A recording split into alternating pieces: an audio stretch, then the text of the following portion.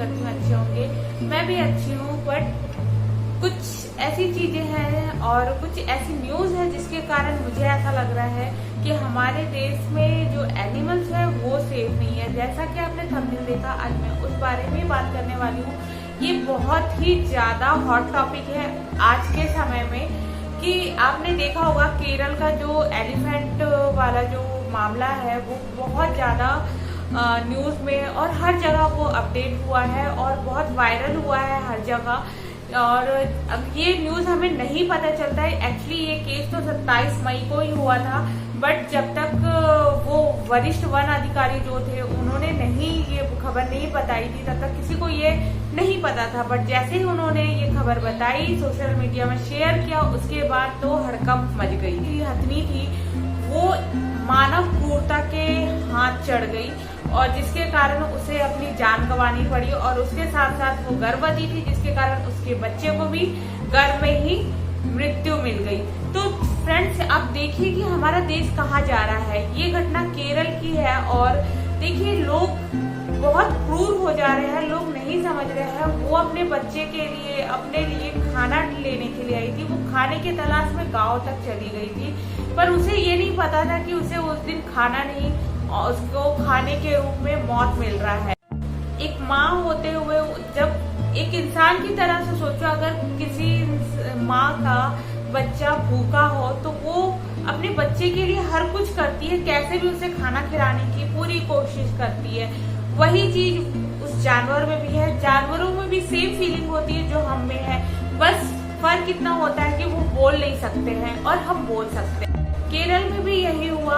उस हथनी ने बस अपने खाने की तलाश में उस गांव तक पहुंच गई थी, पर गांव में कुछ ऐसे असामाजिक तत्व थे जिन्होंने अनानास, पाइनएप्पल के अंदर बारूद बम डालकर उसके सामने फेंक दिया और उसने उसे खा लिया। और उसे खाते ही उसके मुंह के अंदर जैसे ही वो गया, वो जो बम था विस्फोट हो गया उसके मुंह में, और बहुत बुरे तरीके से उसका मुंह और जो जीभ है वो झुलस गया। उसके पेट में भी, उसके बच्चे तक भी ये इसका असर हुआ और उसके बच्चे ने भी पेट में ही दम तोड़ लिया।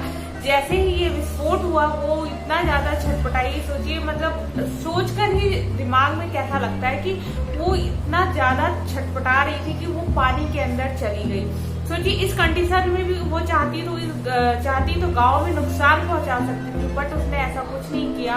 वो चुपचाप से गई तालाब में, जहाँ जो नदी था वहां पर वो चली गई और अपने आप को शांत कर रही थी, ठंडा करने की कोशिश कर रही थी, क्योंकि वो जब अंदर फटा तो सोचिए वो किस हद तक तड़प रही होगी। बट एट लास्ट क्या हुआ, उसे जो चीज चाहिए था वो नहीं मिला और उसे मृत्यु मिल गई। सोचिए, जब वन विभाग वाले को पता चला, वो उससे रेस्क्यू करने के लिए आए, साथ में 2 हाथी भी लेके आए उसे बचाने के लिए, ताकि उसे पानी से निकालकर बाहर किया जा सके। बट ऐसा नहीं हो पाया और वो दम तोड़ दी। सोचिए, उस समय की स्थिति ऐसी है, जब मैंने उनका जो अधिकारी, वन अधिकारी, उनकी जो ट्वीट था और उनका जो साइट था उसमें पढ़ा मैंने कि वो जो कंडीशन था ना, वो एक इतना ज्यादा इमोशनल कंडीशन था। सोचिए, हम इंसान तो है ही, और साथ में वो जो हाथी थे उसके आसपास के, उनके आंखों में भी आंसू आ गए। तो सोचिए, वो उस हाथी का क्या कसूर था कि वो सिर्फ एक खाने के तलाश में गांव तक पहुंच गई थी। बट मैं देखिए सबसे अपील करना चाहूंगी कि ऐसा मतलब इतना बुरा हरकत ना करे पशु पक्षियों जानवरों के साथ। वो भी एक इंसान की तरह है, बस फर्क इतना है कि उनके पास जुबान नहीं है। उनकी भी फीलिंग को समझे, उन्हें भी भूख लगता है, वो भी खाते हैं, उन्हें भी प्यास लगता है, वो भी सोते हैं, सारा काम करते हैं। तो इस तरीके का हरकत कर ना करे। कुछ दिन पहले जैसे आपने देखा था, एक प्रेग्नेंट डॉगी का भी केस आपने देखा था, अब उसके बाद ये वाला एक केस आ गया। तो सोचिए, मतलब इंसानियत कहाँ जा रही है, आप खुद समझ सकते हो।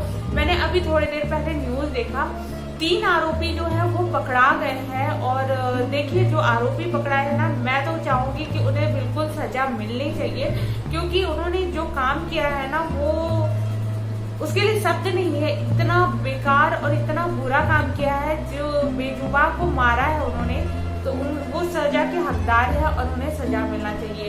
तो बस मेरा वीडियो बनाने का सिर्फ इतना ही मोटिव था कि ऐसी हरकत सोसाइटी में फिर से ना हो, और जो अगर करे तो ऐसा सरकार मिसाल सब कायम कर दे कि अगर पशु पक्षी जानवर किसी को भी कोई नुकसान पहुंचाता है ना, तो उसे किस हद तक सजा मिल सकती है, ताकि लोग इससे डरे, ऐसा काम करने से डरे।